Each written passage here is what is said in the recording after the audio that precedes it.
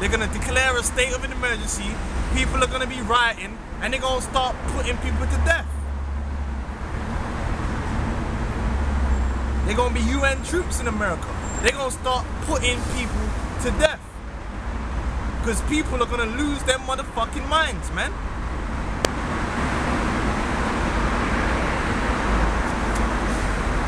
I tried to hide with a friend and took him home and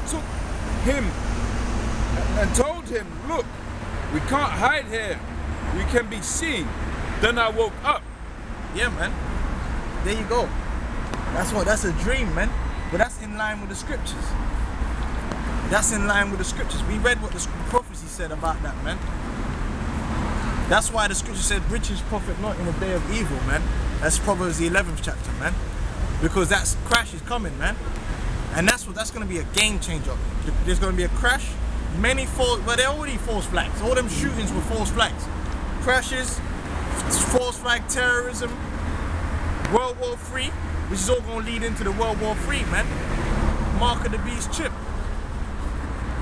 Right? Yeah, bro. I want you to get something else out of here.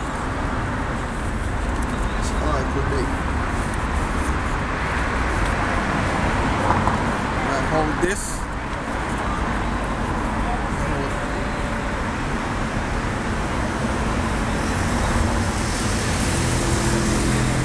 Hold that. Drop that first.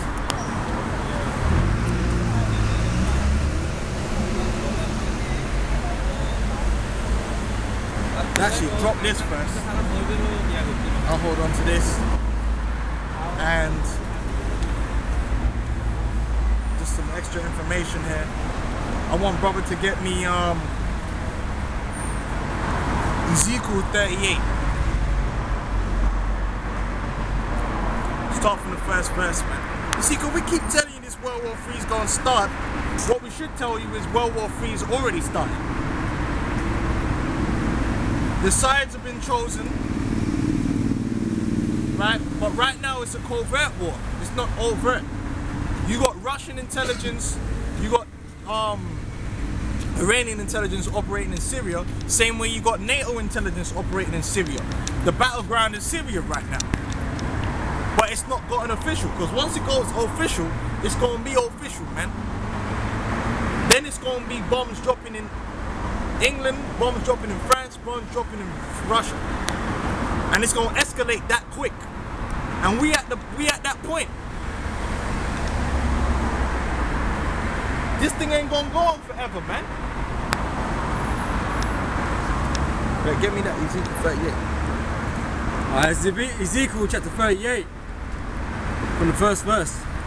And the word of the Lord came unto me, saying, Son of man, set thy face against Gog, the land of Magog, the chief prince of Meshech and Tubal, and prophesy against him. About Russia, man. Prophesy against Russia. They represent Magog, man, because they are in the land of Magog. Go on. And say, Thus saith the Lord God, Behold, I am against thee, O Gog, the chief prince of Meshech and Tubal. Right. So in this war to come, the Lord ain't with Russia, man. But he's gonna use on Russia to orchestrate a great destruction against America. Go on, read on. And I will turn thee back and put hooks into thy jaws. Right, because Russia became friendly with the West at one point. But really around the year 2005, going into them times, ever since they went into Iraq, Russia have been changing, they've been turning. Which is where I should really give you this.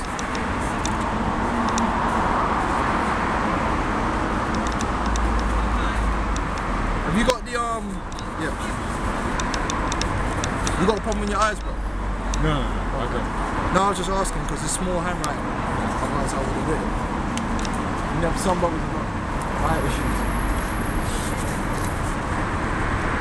Going to read it from the top, right? Yeah. And by the way, the original article, basically, man, they did something, man, because when I go to click on the original article, it basically you can see the article for like a split second, then it takes you, it says something about this is a something website that's endangering your computer, and I clicked to go to it anyway, and it took me to an advert. So warning, malicious. Yeah. So basically, this information here has been sequestered, man. But luckily, the guy had already copied and pasted the whole article, so we could read what it says. Recent statements coming from one of Russia's highest ranking. This is back in the year 2000, by the way, 2007. This is all part of the Lord putting back hooks in Russia's jaws. Sorry, let me read from the title. Russia will nuke US and Israel with the same and warning. What? And who? And Israel. Them gutter rats over there. Yeah. With the same warning for anyone who touches their allies. February 7th, 2008. That's what they said in 2007, right? Go on. Recent statements coming from Russia's highest ranking military commanders indicate that America and Israel plans to go ahead with war on Iran despite the release. Yeah, this war in Iran, they've been planning it for a while still. That don't mean they're not going to do it. That don't mean it ain't actually going to happen. Iraq happened. Libya happened. Why not Iran and Syria? Which I believe they're going to backdoor Iran. They're not going to attack Iran directly. They're going to attack Syria and force Iran to retaliate. Because in the end, Iran retaliated, they can make it look like Iran is the aggressor. Yeah, you feel what I'm saying? Instead of attacking Iran directly, they attack Syria. Syria then, Iran, because they got a pact with them, then attacks the troops. Then they can say, oh look, the Iranian attacked us, we're going to attack them. Yeah, they had an earthquake in Iran for a couple of days. Yeah, that's all hot, man. They may have been saying earthquakes in certain regions, man. Or it could also be bombs going off, man. But they want to keep it on the low. Because they've been having a lot of accidents lately in bases and shit. That's just all Mossad and shit, blowing shit up, man. But Iran ain't gonna come out and say that. They're gonna say it's an accident. Because they don't want to be embarrassed, you know? That's what you do. Like I said, the World War III's already started, man, covertly. Go on, carry on. Despite the release of national intelligence estimates late last year, Russia's military chief of staff, General Yuri Baluyevitsky, threatened the use of nuclear weapons in case of a major threat. He said that although they have no plans of attacking anyone, they nevertheless consider it necessary for everyone around the world community to clearly understand that to defend sovereignty and a territorial integrity of Russia and its allies, military forces will have to be used, including preventively the use of nuclear weapons. And all this talk was coming out when Putin was in power. But what happened was that faggot Medvedev came in and he kind of things kind of simmered down a little bit. But they were still standing by everything they said. But now Putin's back, man, in the power seat, man. Go on, read on, huh? His statements, which can only have been made in the concert with overall policies established by his boss, President Vladimir Putin, Russian Iceman, come a week after George Bush's visit to the Persian Gulf, in which he attempted to rally the nations in that. Which proves that, look man, Obama, man, who the fuck, look man, you guys caught up on this Republican Democrat shit. Ain't nothing to do with that. The agenda stays the same. They've been preparing for this war since Bush, and they're still preparing for it today. That proves that ain't nothing changed really. Okay? So you guys still caught up on that patrician plebeian bullshit. You need to put that shit to bed, man. Okay? You've been living in a dream world, Neo. Take the right pill, man.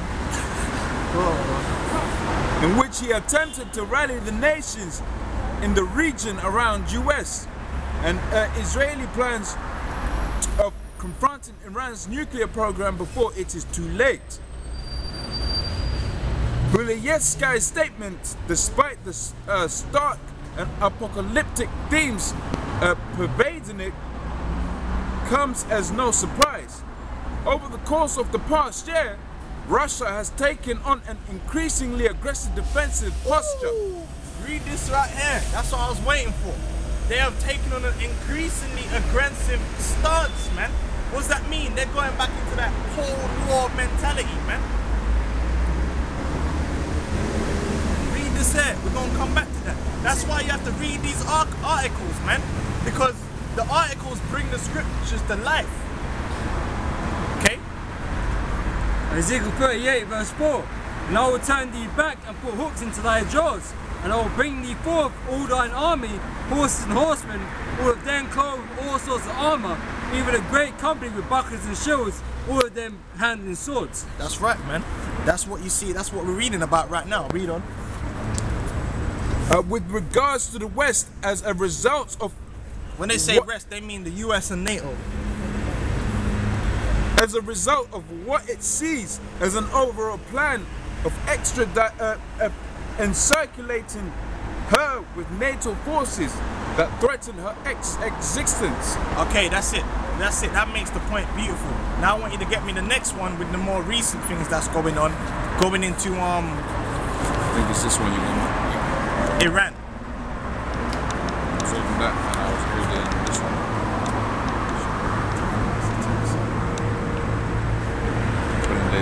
Yeah, get that one. Get that one. Jerusalem Post. Yeah. So cool. Yeah, Jerusalem Post Israel. That's what it is. After Israel was there, now it's the Amalek. Right. Read on a bit more from this. Verse 5. Persia, Ethiopia, and Libya. Persia, which is Iran, Ethiopia, Libya. Because them Libyans are going to flip. They're going to flip, man. See, a lot of them Arabs are going to flip and come together against America, man. Go on. All of them with shield and helmet. Gomer and all his bands, the house of Togarmah of the north quarters, and all his bands, and many people with thee. Yep. Be thou prepared and prepare for thyself, thou and all thy company that are assembled unto thee, right, and be thou guard unto them. Right, because who's giving them a lot of their weapons technology, man? Russia. And he's guarding them. That's why Russia drew the red line and said, look, man, if you go to Syria, we're going to hand you your ass, man. Now let's read this, because remember I said earlier about this situation. Really, let me show you this, because look, man, before any world war, what causes a world war is, it ain't no case of this man, say this brother here is a country and I'm a country. It ain't no simple case of, I don't like you, you don't like me, let's go to war. What it is I don't like you, don't like me. This brother over here is your brethren. You've made a pact with him that if either of you go to war, you're gonna back each other. And I've done the same with this brother over here. So me going to war with you don't just mean me going to war with you. Me going to war with you meaning I'm going to war with him too. And that means that this brother here is going to war with both of you. Isn't that what happened in World War I? Well, I'm gonna read it, some of it. Did I catch it all? Well, I didn't catch the World War I bit, but I don't know, you won't be able to see it on camera, but I'll show you World War II. World War II, in 1939 to 1945, the Allies were the United States, United Kingdom, and the Commonwealth, which is basically the British Empire, and the Soviet Union, Poland, France, the Republic of China, and many others. In 1940 to 1945, which was them versus everyone else, like Germany and their man. In 1940-1945, the Axis, Germany, Japan, Italy, and many others. So that's who they were facing off against. Now, during the Cold War, you had all kind of treaties that was made. You had the Inter-American Treaty of Reciprocal Assistance, Rio Pact, that had most of the countries in the Americas in it. You had the Western European Union, which had a limited role.